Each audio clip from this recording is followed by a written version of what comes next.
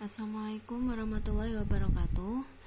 Bertemu kembali pada video kali ini, dan kita akan melanjutkan materi kita mengenai barisan dan deret geometri. Langsung saja ya, kita masuk ke materi. Jadi barisan geometri itu dimulai dari suku pertamanya. Misalkan suku pertamanya itu A, dan nanti kalau dia barisan geometri berarti akan ada yang namanya rasio. Kalau kemarin barisan aritmatika kan adanya beda, tapi kalau di sini barisan geometri itu kita akan menggunakan istilah rasio. Nah, maka akan didapatkan barisan yang U1 itu berarti suku pertama itu adalah A.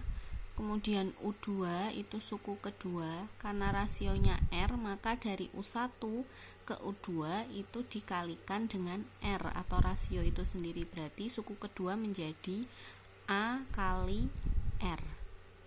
Ya, kemudian suku ketiga itu dikalikan R lagi dari suku kedua. Berarti kalau di sini suku kedua AR dikalikan dengan R, maka suku ketiga akan menjadi AR kuadrat. Ya. Kemudian ke suku keempat atau U4 dikalikan dengan R lagi, maka akan menjadi AR pangkat 3, dan seterusnya sampai nanti suku ke UN, ya, suku ke UN itu rumusnya adalah A dikali R pangkat N-1. Jadi akan berkurang 1. Jadi di sini U4 maka R-nya pangkat 3. U3 R-nya pangkat 2. U2 R-nya pangkat 1. Berarti nanti kalau di sini punya U5 R-nya akan pangkat 4. U6 R-nya akan pangkat 5, dan seterusnya sampai ke UN. Nanti berarti R-nya ini pangkatnya N-1, jadi dikurangi dengan 1.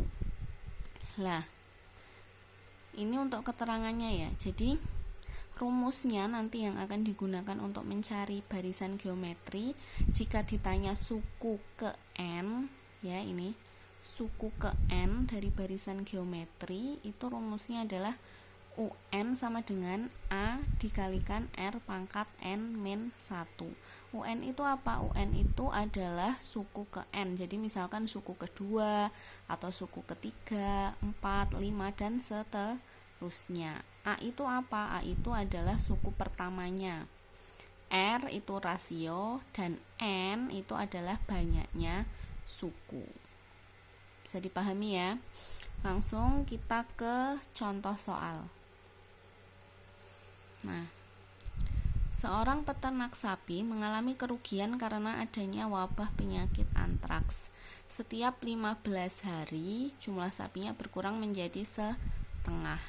Jika setelah 2 bulan jumlah sapi yang tersisa itu tinggal 10 ekor, yang ditanyakan adalah berapakah jumlah sapi semula. Jadi jumlah sapi semula yang dimiliki peternak, berarti itu apa? Berarti kan A kan, suku pertamanya yang ditanyakan, karena jumlah sapi semula itu berarti sama saja U1 atau sama saja dengan A, ya. Jadi kamu diminta untuk mencari nilai A-nya. Lah, yang diketahui apa? Yang diketahui ini tadi kan setiap 15 hari sapinya berkurang menjadi setengah. Berarti R-nya atau rasionya kan sama saja dengan setengah. Lah, setelah 2 bulan sapi yang tersisa itu 10 ekor. Berarti 10 ekor ini sama saja dengan UN. Nah, yang ditanya adalah A-nya atau jumlah sapi semula. Nah, tadi dari permasalahan itu kan diperoleh atau diketahui UN itu 10 ya. UN kan berarti banyaknya sapi setelah 2 bulan. Kemudian R-nya itu kan setengah. Berarti di sini kita mau mencari A, ya toh, mencari A, padahal rumus dari barisan geometri tadi kan UN sama dengan A dikalikan R pangkat N-1. UN sudah diketahui 10. A-nya ini yang mau kita cari. R-nya udah diketahui setengah. Lah yang belum diketahui kan N. N itu apa tadi? N itu kan banyaknya suku ya. N itu kan tadi banyaknya suku, berarti kita mencari N dulu.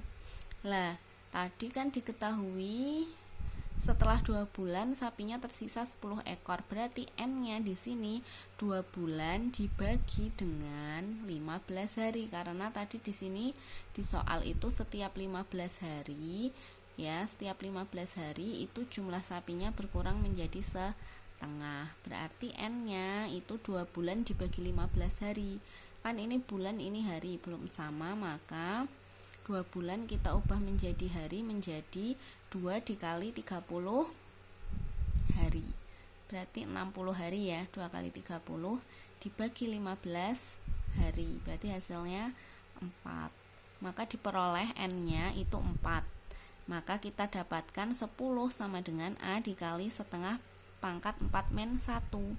4 min 1 kan 3, berarti setengah dipangkatkan 3 itu dapat 1/8. Karena sama saja setengah dikali setengah dikali setengah, berarti dapat 1/8. 10 sama dengan A dikali 1/8, berarti 8-nya dikalikan silang dengan 10.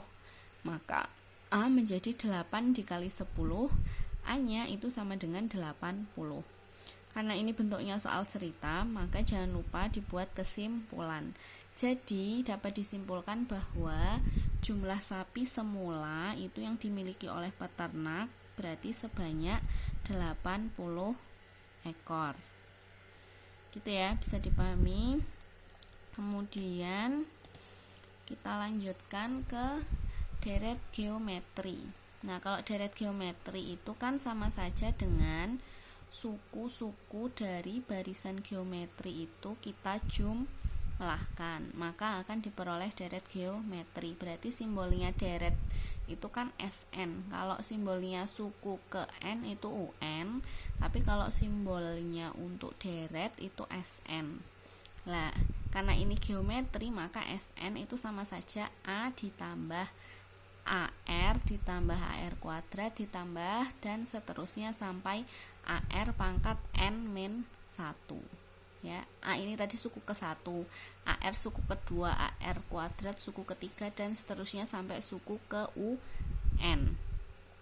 Nah, dari sini ada yang namanya persamaan 1, kemudian dari persamaan 1 ini dikalikan dengan R baik di ruas kiri maupun di ruas kanan sehingga didapat persamaan kedua. Lah, dari persamaan 1 dan persamaan 2 dikurangkan ya, sehingga nanti hasil akhirnya akan diperoleh rumus deret geometri adalah ini. SN itu sama dengan A dikalikan 1 min R pangkat N dibagi dengan 1 min R.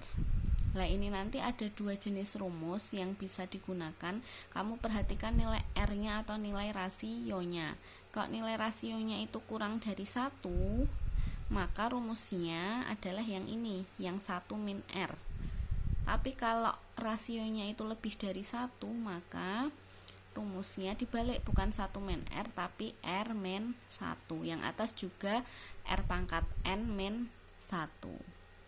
Gitu ya, pokoknya kalau R-nya kurang dari 1 berarti 1 min R.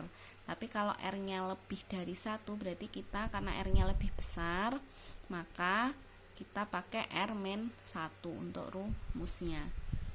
Untuk memperjelas kita langsung ke contoh soal. Seorang penjahit akan menjahit baju untuk 3 orang anaknya. Masing-masing akan dibuatkan 2 baju untuk kain yang sama sehingga ia harus membaginya menjadi 3 potong. Panjang ketiga potong kain ini membentuk barisan geometri. Jika potongan yang paling pendek itu 1 meter dan potongan yang paling panjang adalah 4 meter, maka berapakah panjang kain semula? Nah, di sini kan panjang potongan kain yang paling pendek berarti U1. Panjang potongan kain yang paling panjang berarti U3. Karena tadi ini dipotong menjadi 3 potong, berarti kita punya U1, U2 dan U3, ya kan? Nah, berarti diperoleh di sini tadi panjang kain yang paling pendek itu U1, berarti U1 nya 1 meter. Yang paling panjang itu berarti kan U3 karena dipotong menjadi 3 bagian, berarti U3 nya 4 meter ya. U1 itu sama saja dengan A tadi rumusnya, berarti kita peroleh A nya 1 meter di sini ya. Kemudian U3 itu 4 meter. U3 berarti kan tadi selisihnya, kalau di sini U3 maka R-nya R kuadrat ya, karena selisihnya 1. Kalau U1 hanya A, kalau U2 A kali R, kalau U3 berarti A kali R kuadrat sama dengan 4 meter, karena U3 nilainya 4 meter. Berarti kita nyari dulu nilai R-nya atau rasionya, berarti kita peroleh AR kuadrat sama dengan 4, A-nya tadi 1 dikali R kuadrat sama dengan 4, berarti R kuadrat itu sama saja dengan 4 dibagi 1, R kuadrat sama dengan 4, berarti R-nya akar dari 4 sama saja dengan 2.